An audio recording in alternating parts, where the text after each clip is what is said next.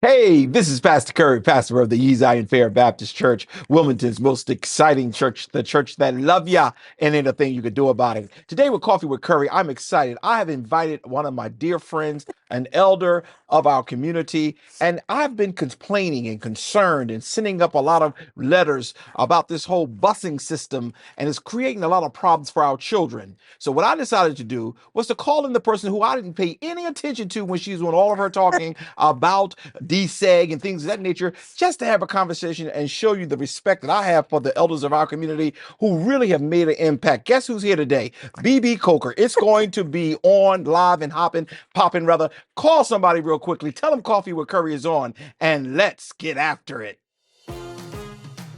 Good morning, Delaware and surrounding areas. You are now tuned in to this week's Coffee with Curry. Join us every Sunday at 11 a.m. with new guests every week.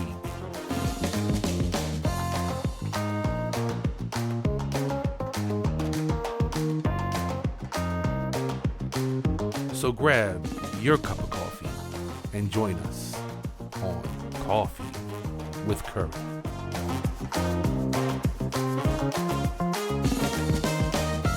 And we're back. Well, as I share with you, my good friend, we've had some turbulent times and some interesting times, but she's always been a mother, a elder, a stateswoman, and I'm just glad that she's with us today. Sister Bebe Coker, welcome to the Coffee with Curry show. Thank you for having me. I really appreciate being here. Well, listen, this is your second or third time being on the show, but today's show, BB, is really special to me because I've heard you many times talk about the topic, but I'm not gonna get there yet.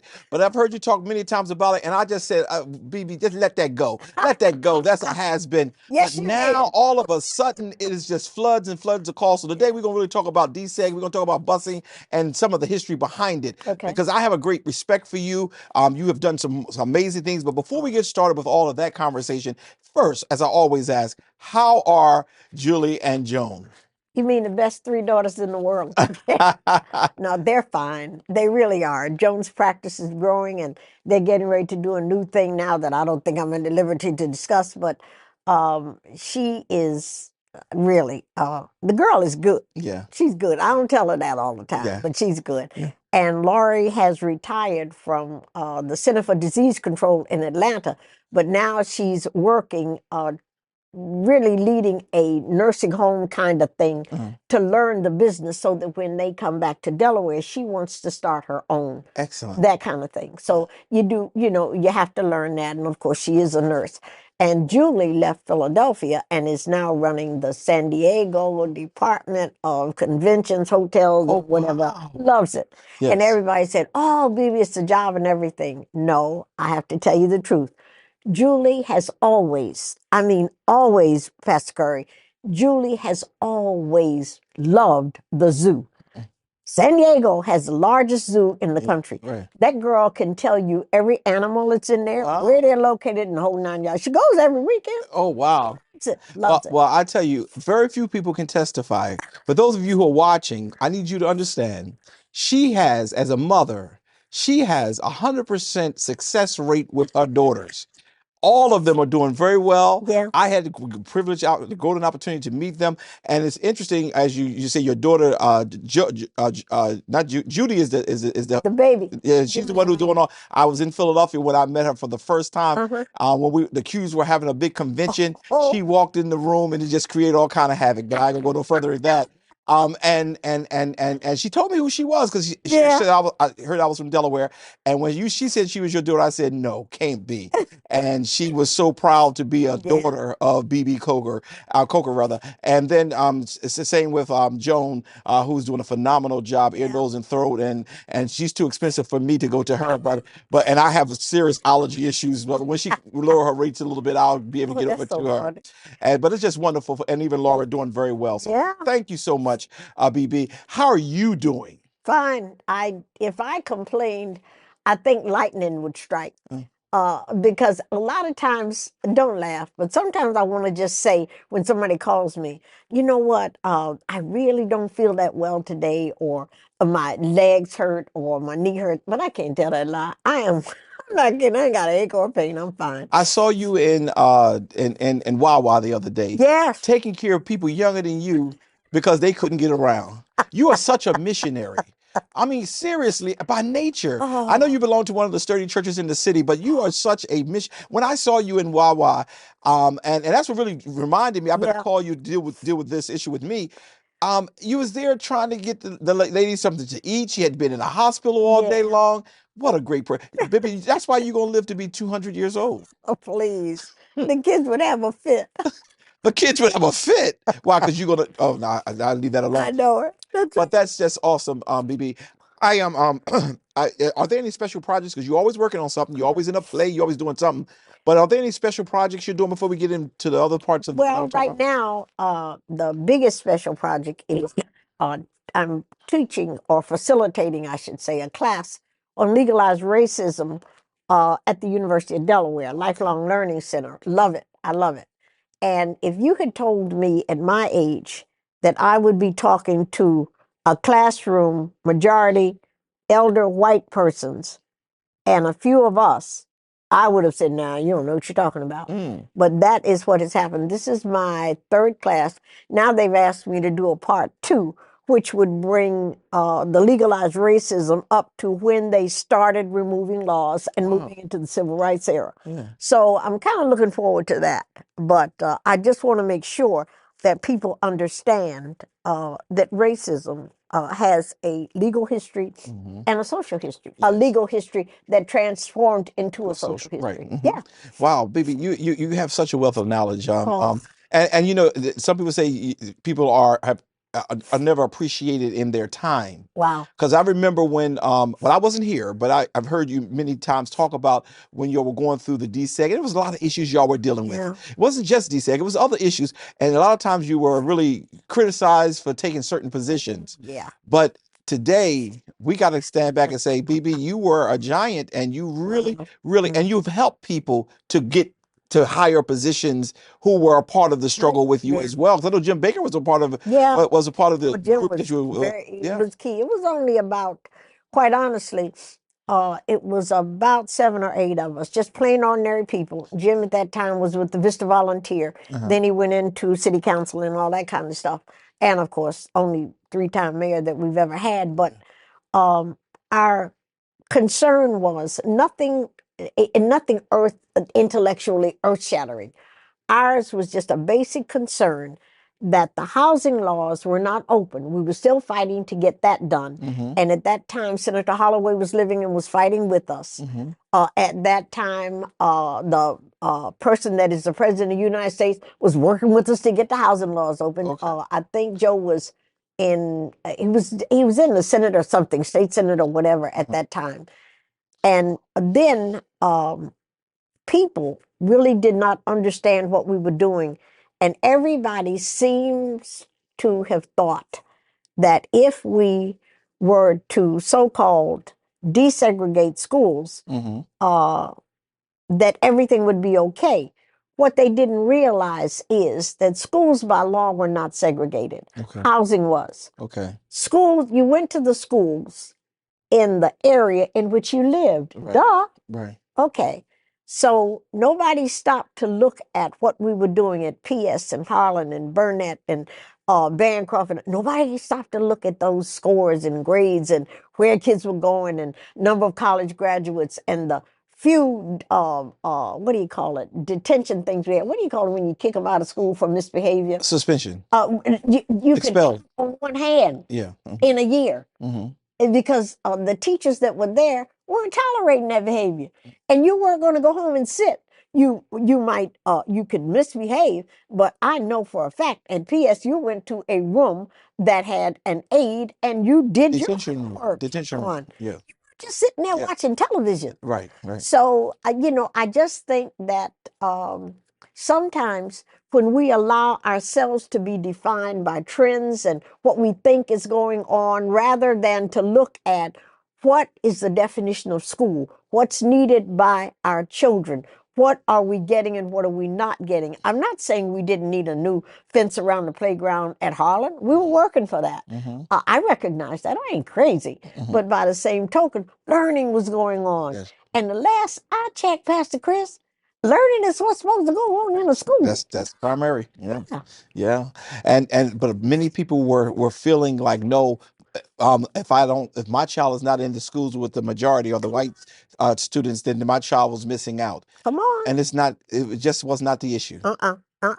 And it's sad. The sad part to me is that as a community, for the most part, at that time, we allowed ourselves to be defined by what people thought, that white children learned better, that white children's schools were better.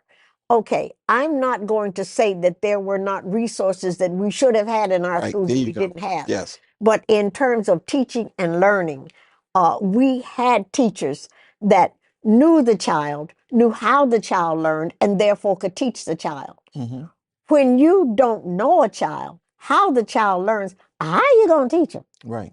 Or Right. what do you teach them? Right. You know, and if you don't know anything about where they come from, or what they might be up against, et cetera, et cetera. And that's not to say that you should teach to that, because that's something I don't believe in. Stop teaching to my zip code. Stop teaching to my circumstances. Stop teaching to what happened next door. When you have a child that might have had a shooting in their block, but yet the next morning they're up on that bus and going to school. Is that resilience, or am I crazy? And as such, reward that resilience. You know, talk about, look at you, you're here. How did things go last night? Are you okay with that? But you keep going. You don't sit down and teach to pity children. You don't do that. You teach to the child, not the circumstances. Right. Right. We don't get it. Yeah, but back I'm not that far back, as some others who may watch our show, but I remember three of my degrees are in education. Yeah. Okay, I was influenced by Miss Fletcher, Mr. Johnson, Mr. Harvey. These were teachers, and later found out they were members of the sororities and fraternities Thank you. that we have, and they were in our neighborhood schools. Thank you. And like you said, the reading and the writing was very strong because they expected it and demanded it. Oh, yes. So I just didn't understand why it was such a big push to take our children out of their communities, rather than there being a big push for more funding, That's for right. better school, better environment, because we had everything we needed. Yeah. And you know what? That last sentence that you just said, we do have everything we need. Everything you need to live, survive, and be, it's already in you. He put it in you. And your job is to use it, to define it, to bring it out. And we didn't look at that. We have the problem to me right now with what they're trying to do, and it looks like they would love to go back to whatever our schools were in the thing. But you have generations of young people that we've lost that call themselves parents now. And some are doing okay, some are not doing okay, and it's not their fault. It's that they were never nurtured into parenthood and that kind of thing. So these are the people, of course, that we need to help. And I know you see it in your church. These are people that you got to reach out and say, you know what, let me help you with this. Or maybe if you talk to them about this or whatever, you don't have to tell somebody how to live. You just have to encourage them to live to the best of whatever it is that is in them. And we forgot, or maybe we never knew, who we are or were or are as a people when we decided that the way you learned is to sit next to a child that doesn't look like you in a school setting. And this is the way you learn. I don't think so. Right. I don't think so. Right. So that has been huge. And that's one of the reasons why I was sharing that I really I valued, I was in a very poor neighborhood, very poor, but it did not stifle my ability to have a quality education. And as a matter of fact, the teachers were the ones who were demanding more. Thank When you. they started having their union meetings saying that we want this, that, and other, some of the teachers said, no, I'm not worried about the healthcare. I'm worried about better books in the school. Thank you. And because they knew what the needs of that community That's was. right. I bring you today, and we're going to talk about it on the next segment, But I bring you here today because I've received a lot of phone calls, some from my parishioners, some also from regular community people who children are losing out on education. Yeah. I agree with you. Yeah. We don't teach to the circumstance. But they're losing out. They leaving their home early in the morning. That's right. Sometimes the buses do not show That's up. right. Sometimes they do. They get to school sometime late, don't have breakfast. Sometimes they even have missed tests, Yeah. and teachers are not allowing them to make up these tests. That's right. Parents don't have the cars and the money to get their kids to school the way they need to. And this whole deseg, and that's why we started out. For those of you who are watching us, Bebe was talking about this way before today. And she talked about it so much until I'm just like, let it go. But I'm bringing it back because now I get it. Yeah. I get it now. I didn't get it before. That this problem started way back then when they were saying that, you know what, we need to desegregate the schools when you needed to deal with the housing situation. I'm agreeing with you now. Yeah. And I never thought I would get to this point. But because when Kamala Harris was talking her smack, I was on her side. And then all of a sudden I'm learning I was wrong. And I'm willing to tell the truth. But in the next segment, what I want to do is I want to just talk about just nothing deep, just a little bit about the deseg, and I'm gonna share some of the concerns as the effect of them desegregating these schools by busing our children out of the city. Yeah. We're gonna do that, and we'll be right back. We'll be right back.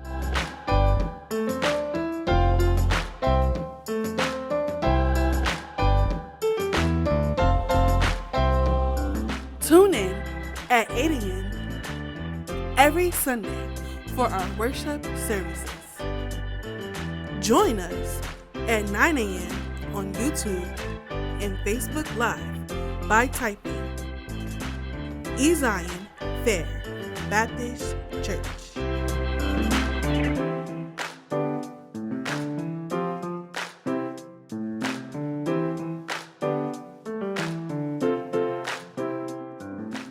We are Wilmington's most exciting church.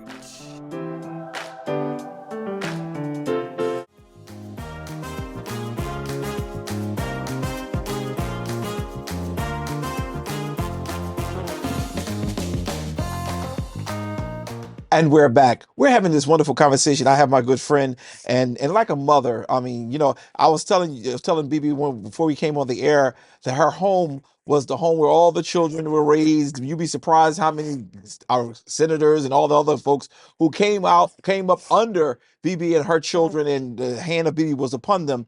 But Bibi, even that is not the same anymore. No. Because the children are bussed everywhere. Everywhere. Yeah. We have 5, I believe, I could be wrong, school districts in this one little city. Yeah.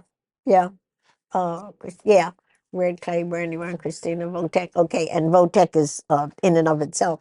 But to show you how ridiculous the whole plan was, even initially, Pastor Chris, let me tell you this. We lived at that time, 3106 North Van Buren Street, on this side of the street. Mm-hmm. PS was a block down the street, Right. Dead end. Okay. Do you know the child that lived across the street in 3109 went to a different school than my children across the street? Wow. It was that stupid. Oh, wow. Well, I shouldn't say It's still that way, though. It is. Yeah. It was that ill-planned. Now, my thing is that what we tried to share with our community, and we will share it with you, was that it's not about the building. It's not about the location. It's not about who you sit next to. It's about the naturalness of teaching and learning. And that if this is what is transpiring in a given school, it's going to be okay. Now, to show you that the racism played a big part in this, regardless of what anybody says. We had been working, selling dinners and doing all this stuff because we had been told that the playground at Harlan, they had, couldn't do anything with it, et cetera, no money. Okay. Before that August of DSEG, when everything was open, all of a sudden there's this marvelous steel fencing and all this new equipment in the playground. Where did the money come from? But this was because the children from Newark were going to be coming into Harlan, were being bused into Harlan. Wow. So, a lot of people want to say, oh, it was about education. No, it wasn't. We desegregated school buildings. We did not desegregate education, learning, and teaching. I don't care what anybody says. And today's scores, and today's attendance, today's detention rates, today's problems in the schools, which have been exacerbated by COVID-19, prove what we were saying. And it's not, and Baker, all of us would tell you, it's not about saying, oh, we were right in the first place, or you should have listened. I don't want to hear all that stuff. And that doesn't do anybody any good. What we need to look at is, as a community, to bring together our intellectual resources, our physical resources, our economic resources, and say to the state, we want the best possible learning situation for our children. If it means, and we can recommend, that we become the school district that we were. I don't care who lives here. I don't care what color the teacher is. I don't care what kind of school it is, as long as there is a person standing in front of that classroom called a teacher that knows how this child sitting in that seat is called a student can learn. That's all that matters. Right. Well, and that's one of the things I was concerned about, BB. We have all these districts here, and I think, Please. and I said this on one of my shows, that maybe we should try to really engage our state representatives. Yes. To say, Yes. look, enough is enough. How do we get a Wilmington school district and get all these other That's districts right. out and fund it appropriately? Right. We have buildings. BB, you and I ran Come one on now. that's sitting there It's sitting there empty. empty. Yeah. And Yeah. we can have high school here. We can have We two or three can. high schools here. And we had it. Okay. And that's the sad part, is that we had it. And I am not even thinking about saying to you, let's look at the VOTEC and bring them apart. No, no, no. Vocational education, the VOTEC school district in this state and VOTEC school districts all over our state are phenomenal. Okay. People just don't know. Okay. They have no idea. They can be academic and skilled craft trades, et cetera, et cetera. They believe, regardless, that children can be taught and learn. Now, if we really are concerned about children, exactly what you just said, let's put in a plan as a community to say our children should be able to either be bused to school, walk to school, or whatever, from wherever they live in that neighborhood. It's about that nearness, that sense of community and whatever. Because what desegregation did, desegregation busted the heck out of our community. Yes, it did. I can tell you that right now. Well, it's evident now. Yes, I mean, very much. let's just look at this. Yes. BB. A lot of people, at one point, my mother could just walk to my school, see what's going on. She can come to our extracurricular activities. Come on. If my mother did not have a car, she could walk. Right. Now, if your child is in Newark, if your child, how do you walk there? Yeah. How do you get a chance to see the behavior that your child is exuding if you're not able? And this is really a catastrophe. One parent said to me, my child gets up around, I guess, 5:30, 6 o'clock, and then they got to be on that corner. On that bus. That's right. And for the bus to pick them Come up. on. And sometimes the bus doesn't come. Come on. Sometimes it's late. Yeah. Now, what do you do? Because in this case, the parent was upset because the child was in school, but most of the day without eating. Yeah. Because they miss the breakfast. Yeah. How do you justify that? You can't really justify any of it, and you don't even need to try. I would suggest to you, and I'm really glad you brought that up. To me, there should be what might be considered community uprising, so to speak. Okay, all of us come together, and it would be great if it could be headed up by ministers. There was a time when there was that kind of thing, trust me. And you would say to them, what do we do about this? Let's find alternatives. If that child, because of that bus being late, comes to school and that child is late, there should be arrangements, accommodations for that child to eat. Because breakfast and those meals in school are sometimes, many times, the only meal those children get in the day. Yes. And you stop trying to think that a child can learn when they're hungry. That's a bunch of crap. Right. And you know yourself, how well can you read a book if you're hungry? Right. Absolutely. I'm with you. How I'm well with you. can you do anything when you're But you hungry. know, I think the mindset is these are these poor kids from Wilmington, Come and it on. does not matter. And who you telling? Because if this was Please. another community and they would have had issues where their children were Yep. not eating, it would have been That's right. resolved. That's And right. that's where the anger is. And I'm again, I'm confessing today Yeah. that I I know didn't what you're pay you saying. any mind Well, because you were saying these things and you were saying we need to pay attention. And I've only been here 18 years, so I've I not been know. here a long time. Yeah. But when this one parent called about the child not eating, Oh, yeah. that tore me apart. It does. It does. It gets to you.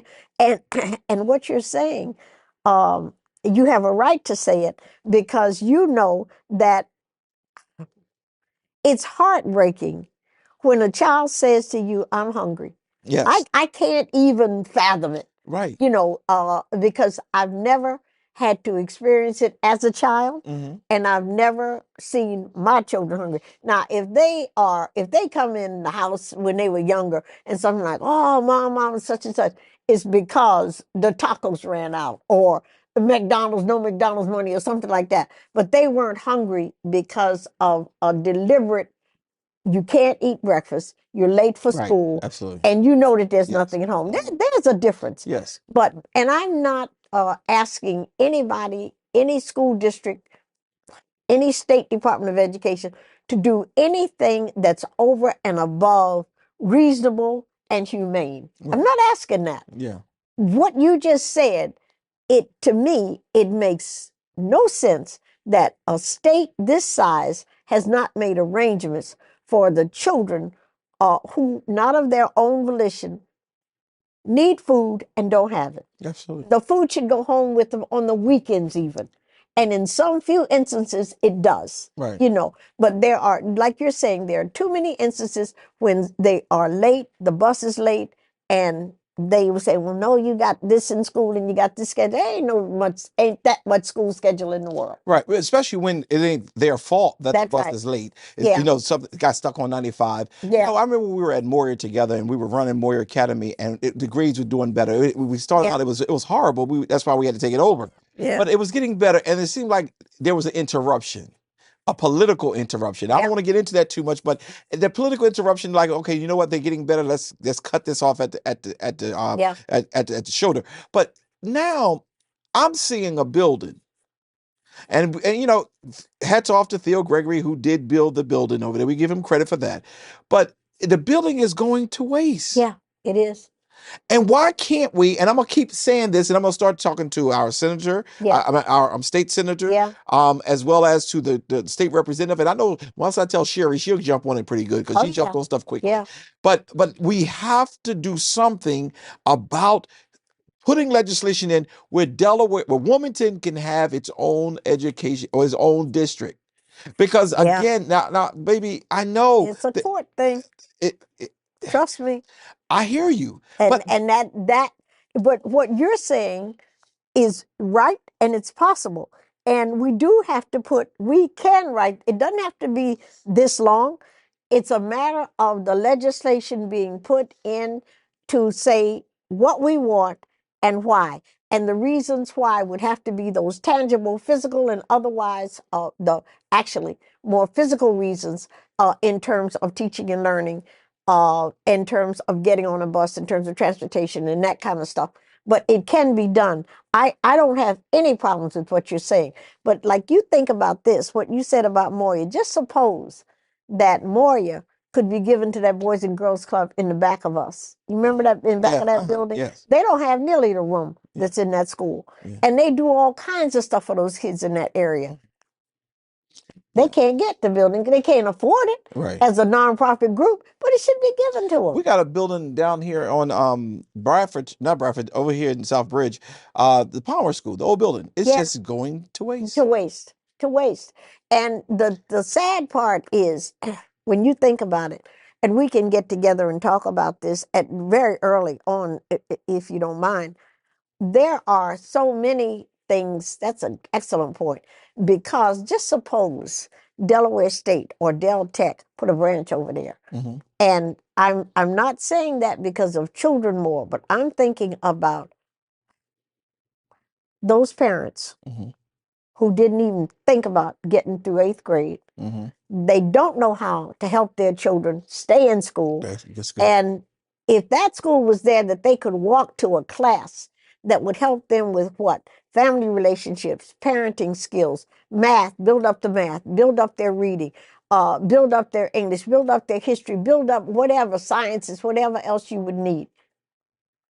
It would be phenomenal. Yeah, and what you're doing is you're saying we can build the community with what we already have.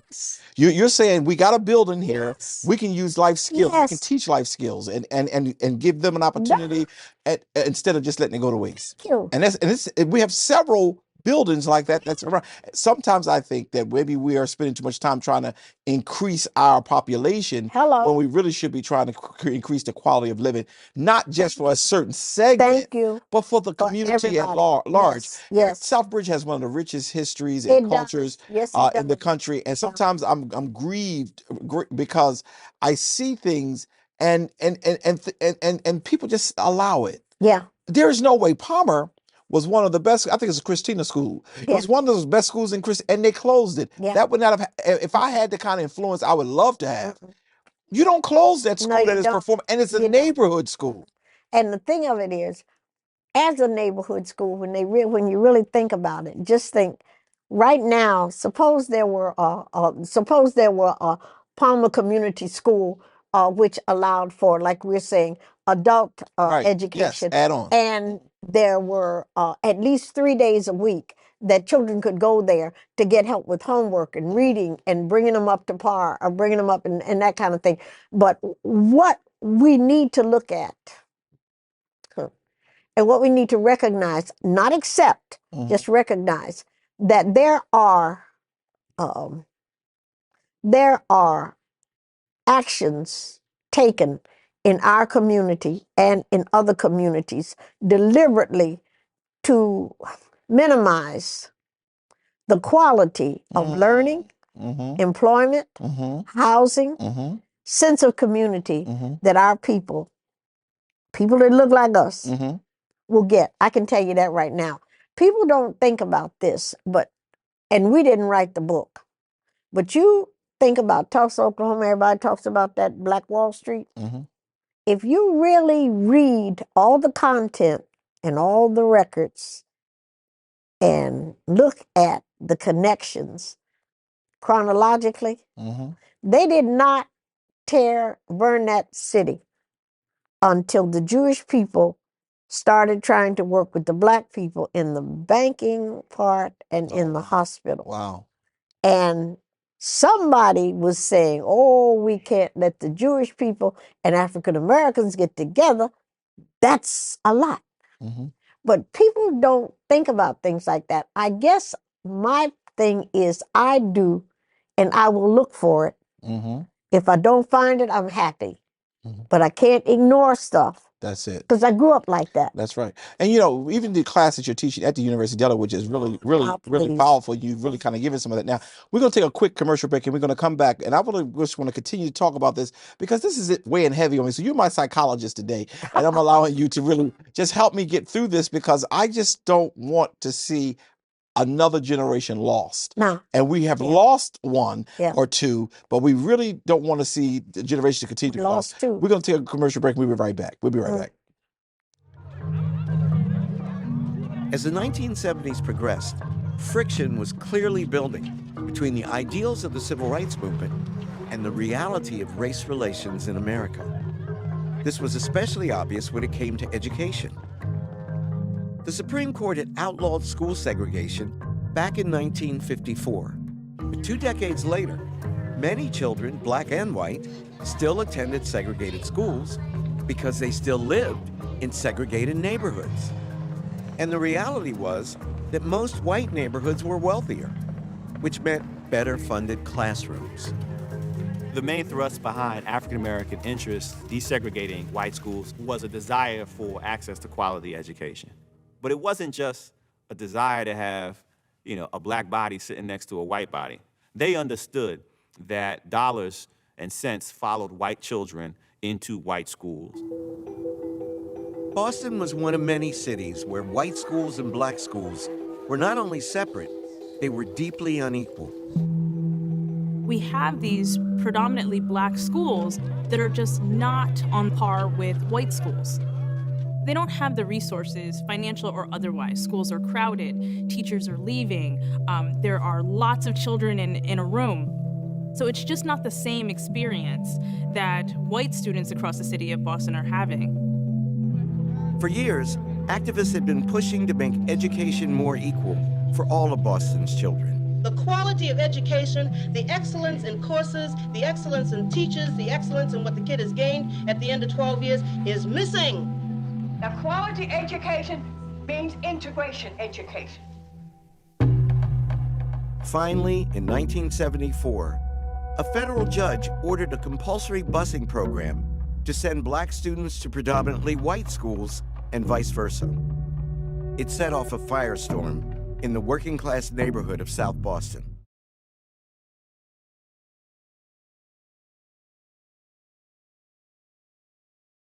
News all across the nation. Wilmington's latest headlines. Advocating for change in the community with Dr. C.T. Curry, Kobe Owens, and Shanae Darby. Tune in to The Source every Sunday at 5 p.m.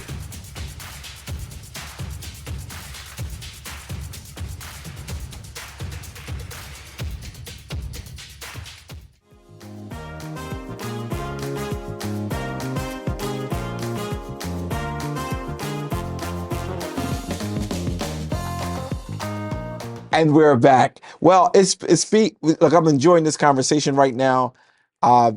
Bebe, you have really come in. You've helped me a lot. You gave me my therapy that I need. You've shared about the quality of life. Yeah. Needs to be looked at too with African Americans. Yeah. And sometimes strategically, people do things to keep the quality of life from becoming quality of life. Yeah. You know, but again, one of the things whenever I see you now, I'm at that point where, how do we fix? This is going to be a hard question. Yeah. How do we fix what we broke? I think that is a hard question. First of all, okay, how do you say this? First of all, Pastor Chris, you got to recognize and accept the fact that it is broken. Mm. And you have to recognize that the break was mutual. Okay. We broke it, they broke it, sister broke it, whatever, but it's still broken. Uh-huh. Okay. Then you have to look at what happened under the brokenness. Okay. And our sense of community was lost. Our children, believe it or not, well, you probably know it, participation in sports, the quantity in that lessened. There are lower scores, stuff people don't want to talk about, that kind of thing. There's one school district that actually has, in the elementary level, less than 2% on reading level. Okay? Whoa. Oh, yeah. Come on. So those are the kinds of things, number one, that you look at. Then you get together with those persons who know in terms of curriculum development, how people learn, that kind of thing. And there are African Americans as well as white folks, but there are African Americans that do know how to restore a sense of academic quality to a given school area. There are people around here that have been teachers and principals and superintendents and that kind of thing. Gloria Grantham is one. I would say Karen Denton, people like that, Josephine Griffith, that really know education and how children learn and what the pivotal force is that the teacher provides to that child. Then in an overall thing, when you really think about it, I would love to see, honest to goodness, I would love to see this community, our entire community, it's a small state, be the forerunners for somebody to finally recognize the pivotal force in education that teachers are. We don't. We don't respect the profession. We don't care how well they're trained or how badly they're trained, how well they're trained or what. We don't care. We take teaching for granted. My thing is you can read a stop sign and not get run over because you had a teacher. Duh. It's not rocket science. Yeah. And I don't care if, like, so what if Jonah's a doctor? Shit, all kinds of teachers. Whatever it is that you do, whatever profession you're in, you learned to even spell the name of the profession because you had a teacher. The America as such, but I have to worry about Delaware. We need to look at that. We really do. To my way of thinking, a teacher, okay, you have an architect. You paid the architect to build your building. He designed it, he dreamed it, he built it. All right, he built the building. You're in it, you're living in it, you're working in it, you're worshiping in it. Okay. You have a person called the teacher that's building a brain. 12 years of your kid's life, and you don't respect that? Yeah. You think that's an oh, by the way? Come on. So I really would love to see Delaware introduce. We have this concept that Gloria and I had put together, and we've placed it where it's supposed to be. A teacher, like you have architectural engineers, whatever, a teacher is an educational engineer. Yeah. And Absolutely. should be chosen to be in the field as such. Everybody can't be a teacher. And that a major, educational major should be so elite that we assessed those persons who we think can relate well. There are all kinds of testing assessments you can do and that kind of thing. How well do you relate to children? How well do you develop relationships? How well do you want this child to learn? How well are racial practices? What are your expectations or under expectations for somebody because of the color of their skin? Let's talk about race relations. Let's look at it, that kind of thing. So those are things that I really think would make a difference. And if we could make that kind of difference to model little old Delaware as a first state in educational engineering, I get so excited when I even think about it. And we're working to push that. But we need the community to understand the importance of school, education, learning. It's not something that takes over the Bible or the book of Psalms or none of that. Actually, it's the way that you learn how to read the Bible. And the song. You had a teacher. Yeah, if my daughter was here, little Ashley, she's 11 years old. Yeah. And you say to her, Ashley, what are the important things in life? And she will say to you, God, Yeah. family, Yeah. education. Duh. And we trained her in that way, and she's a straight A student, Bebe. She just started doing volleyball for the first time, and she's doing all right in that, but she's still young and growing. But Bebe, let me say this to you. I am a first generational college student. My mother did not go to college, but she was big on get as much as you can. Thank you. Bebe, our community is fractured. And that's why I asked you, how do we fix it? Yeah. We have been hoodwinked, as one writer said, but we've been made to believe that we are less than. So what we get is what we deserve. Come on. And that's not true. No. You talked about your grandfather graduating in the 1800s. 1896 and 1898. From Howard. Yeah. From Howard University. Yeah. And so it's a long history in your family. Yes. Of understanding the importance of education. That's right. Now, if I was in charge, I would say, if you want to stop the murdering and the violence in the street, let's fix our educational system. I would say let's fix our educational system would be a priority. I would say that if we were to work towards, suppose the churches, the community, we work towards a sense of community in terms of who we are. We have to help ourselves and other people to understand it's not the business of wanting to move next door to you in Greenville. No. Yeah. I don't know why white people have a thing about this. They kind of think that we want to be near them or to be them. That's not true. All I want is for this nation, this state, to not dictate where I live, what I do, who I see, how I work, or where I go. And you're going to find that we're going to say, our community is where we want to be. I want to sit at a table or in a park or at a picnic or whatever it is that we're having at a celebration with people that look like me. I want to go to church with people that look like me. Not that I don't like you. Right. It ain't got nothing to do with that. Yeah. I like our singing. I like our people. I like my hand clapping or whatever. And I grew up in a house, a two kind of house, so to speak, a two-way house. Mama on this hand was Episcopalian because my grandfather was one of the early Episcopalian priests. Holy Cross Episcopal Church, Pittsburgh, Pennsylvania.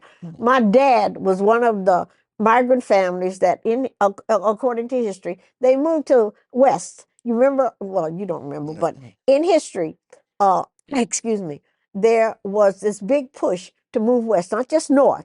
So they moved to Kansas. And in Kansas, there was this big push by the AME Church, African Methodist Episcopal Church. Okay.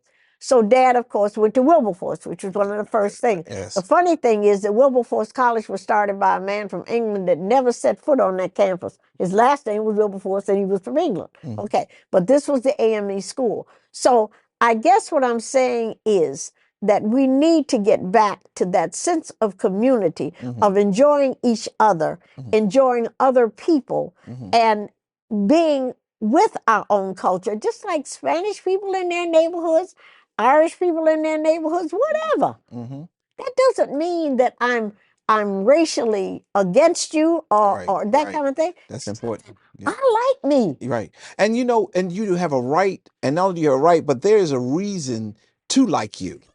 Okay, we have a history, and it's rich, and it's full, and people, and that's why I brought up about your grandfather graduating in the 1800s. We didn't start when Dr. King came on the scene. You know, I love him. I appreciate what he's done for us. But the truth of the matter is, our history goes back. There were people, slaves, who could not get into a classroom, but would learn outside of the classroom because they understood the value of education. Let me tell you something. I bought this so that you could see it.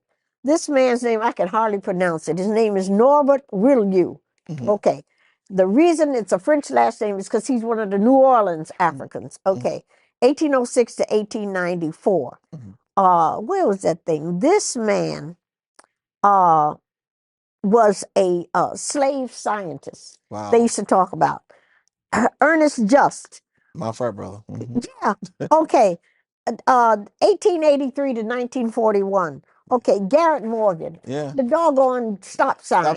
You know, inventor for safety. And this man, the whole South, was built around George Washington Carver's work in science and planting and agriculture. It's who we are. That's our history. Yes. That's you know, not just stories about, and that's not, this is not to put down Harriet Tubman, but it's more than stories about Harriet Tubman coming up that road from Maryland, picking up people and taking them across the Ohio River to freedom. No. You had people like this on this side of the Atlantic, that even light bulbs, computer things, all that kind of stuff. We have a little piece of all of this. And this is the history that should be taught. And this is the history that should be respected. And the last thing I want to say to you is, I want our children and I want our community to understand the business of resilience and loyalty and dedication and commitment that makes me be so proud to be who I am as a Black woman. How many people do you know, and excuse me, Pastor, I'm not trying to be mean, get their butt kicked and still get on a plane or on a train or on a boat and protect this country in another country like Italy, and they can go into a bathroom in Italy without a sign that says colored or white, come back here and they can't even get through the door. And you take you take them off of the train in some area going down south, wherever, I can't remember. I'm getting old. But during my time, okay, I think it was World War II. Yeah, it was. And the Germans got on prisoners of war. You put them in the coach and put us in the baggage car. We fought the war, okay? Yeah, but see, you know, baby, that's why I asked the question about, I shared about your grandfather, your upbringing, your generation behind you. I'm along with your children, the age of brain. And BB, you know what I think is missing in our community, and we have to find it, and that is leadership. Yeah. We have to find it. Yeah. The church. This is not about me going against the church, but the church is where a lot of it started. Yeah. We learned who we were through Are you? sermons sometimes, you know. Come on. And like you said, we learned to make music without all these instruments that we currently have. Come And I just feel bad one of the parents, I had several parents talk to me about this whole busing thing, but it's a bigger issue. It is. It is. And we have Yeah. to find community again. Yeah. Because we're going to keep losing Uh-huh. generations. You're right. Finding community again, that's huge. And to tell you the truth, in terms of how we were reared and how I was reared, not necessarily, okay, not you, but it's like we have to show the beauty in who we are through, excuse me, history, science, whatever, but through music and art and literature and that kind of thing. I can remember, and I'm telling you, Chris, you haven't heard anything like it. I can remember growing up down south, and you couldn't even get a seat in a church when there was a choir that was doing a concert of Negro spirituals. You might hear on the piano one little note. They would put a note in to say, okay, tune up. I'm not a musician, my dad was. But then they would start out with Nobody Knows the Trouble I See or Steal Away or whatever. And then we were told, this is the AME church, we were told the stories of what these spirituals meant in terms of slaves escaping and the politics of the time. We did that kind of stuff. Black people are brilliant. Yes. They were brilliant Yes. then. They're brilliant now. We knew it then, but they don't know it now. You know, that sort of thing. And in terms of your movement and your music, that whole thing, Lift Every Voice and Sing, that was written for my high school. I wasn't there then. If you say anything, I'll push you. It was 1901 or 90, something like that. It was written for a Lincoln Day celebration. James Weldon Johnson wrote the lyrics. His brother came in town and said, let's put some music to it. So it became Lift Every Voice and Sing Till Earth and Heaven Ring, ring with the harmonies of liberty. We sang that as the, quote, Negro National Anthem at every event. I can't even begin to tell you. Yeah. I know every verse all the way last. God of our weary years, God of our silence come on, is come thou on, come who on. has brought us thus far. We sang that thing every time, but it was that sense of pride in who we were. I'm telling you. And our dance, our movements, that sort of thing during the days of Catherine Dunham, it wasn't about some skimpy costume. It was about your body, the posturing, movements. What did it mean? Everybody says, oh, the African dance. We were Africans dancing, but it wasn't necessarily that form of African dance. And I don't know, we've lost a lot, but in the losing, we have to acknowledge the fact that we let it go. Right. Yeah. But we have to find a way, BB. Get back. In your lifetime, I know that you said you're getting a little bit older, but in your lifetime, we have to find refuge for our community. Oh, Lord, yes. And BB, I'm getting concerned because BB, we're at some point we got to stop saying Generation X, this, that, and the other. Start saying it's just a lost. We're just lost. And how do we save this world? And it used to start in the church. Because the minister would always bring the consciousness of the community and bring it to the front. God has anointed many people such as yourself and others to be able to speak to power. You have a high level of respect. I don't care where I go. When I show up at places and there's BB there, and they know BB is always going to work on this committee. They call her to work on that committee. They call her to do this. And you all have done a very good job with trying to keep the conscience without being disrespectful to other people. But you keep reminding us that we're special people. We're strong people. But right now we are at a place, BB, and I wish I'm gonna have to bring you back and we're gonna have to do another show because there is so much we're missing. And our young people are just killing each other. Just killing each other. And we're losing generation after generation. So, BB, thank you for coming today first, No, because I honestly, appreciate it. I just felt like I needed to talk to you today. You helped me, although now you reminded me we got a lot more work to Yeah, do. that's I right. also want to publicly thank you Wow. for what you did when my mother transitioned. My mother died about a month and a half ago. Yeah. You bust into one of my meetings because you needed to see me. I told him, get him out here, tell him this is Bebe here. That's that elder in the community in Uh-huh. you, where I know he's the pastor, but at the end of the day, he's a human, and you, like you said, you know what it is to lose a mother. And I Yeah. needed that hug you gave me, Yeah. and I appreciate that. And I Yeah. wanted to say that publicly, Well, because a lot of times people think that you just running around, or people just run around, but some people authentically are authentic. yeah. And when you did that, I was in a meeting, Yeah. and somebody came and said, well, Bibi said she wants to see you. And I said, I'm in a meeting, and they said she wants to see you. And but see, I was raised. You always respect your elders of your community. You always. Yeah. So I came out and you gave me a little card and hugged Yeah. me, and I felt that much better. Yeah. So thank you in front of all the people who Oh, watch us. bless It you. is the things people do that keep you right. strong, and I appreciate you for that. And I want to thank all of you who are watching this, and we're going to come right back. But Bibi, is there anything you want to share before we leave for today?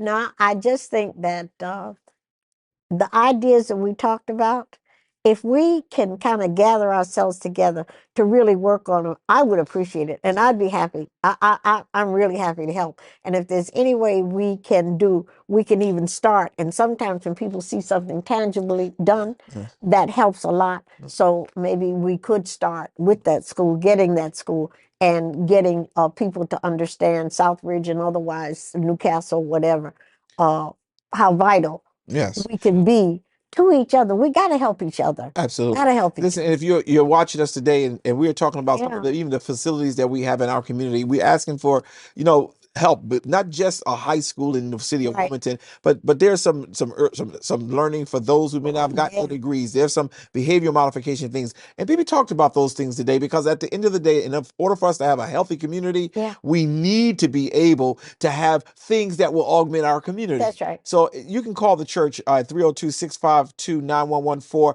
if you're interested in that. And what I'll do is I'll dedicate some more of these shows to that we're going to start building, because it starts somewhere. And you've always been that person. You may sometimes be the only person at the meeting, but you're going to do what you got to do.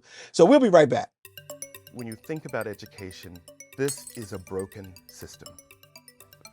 That's it. It's a broken system. It's a system that was constructed over 100 and some odd years ago for a different age, for a different societal construct. And the truth is, the system needs dismantling and reconstructing in a whole new way. We know more about the brain and more about learning now than in the history of all humankind. The problem is the education system has not caught up with the science, and they're completely mismatched. What do we know? We know that joyful learning is important. That means it's okay to sing and dance and have a joyful moment and laugh in school, because if you do, it releases the kind of endorphins that allow you to release the stress to learn better. Okay, so you're learning better. So now you're more engaged. You're more engaged, you're more motivated, because the curriculum is also more relevant, because it's more diverse, and hence we have more academic achievement. But not just academic, social achievement, personal achievement. It has to do with students understanding who they are and what their worth is and what the contributions they have to contribute to society. We are ready to make these changes. We are ready to make these systemic, deep, rigorous, hard, challenging changes to education. And what it takes is public will. It's all within our grasp. New guests, new conversations, new stories every Sunday at 11 a.m. Grab your cup of coffee and tune in with Dr. Curry for our weekly episodes of Coffee with Curry.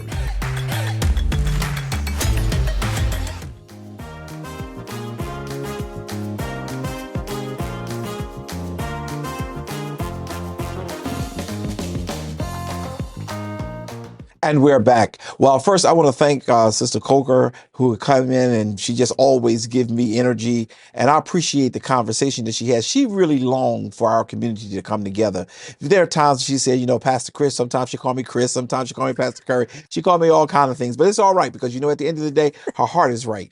And what she wants to do is to just bring us together to make things work again. She came up in an era where the community was the community and everything you needed was in your community. And we can, that can happen again, but it's going to take all of us coming together. So I hope you enjoyed our show today, and I pray that this is not going to be the last show. You're going to see her come on and others come on because we have other things we try to do with the programming, but I just sensed in my spirit after having that young lady who was hungry in school because she had gotten there late on the bus that we need to start talking about this whole busing, and also for us to have all these school districts in this state. We've got more than New York City. So we, at some point, we're going to have to just make up in our mind that we're going to do the right thing. Our community matter. I thank you so very much for the time that we shared together today. Until the next time, God bless you.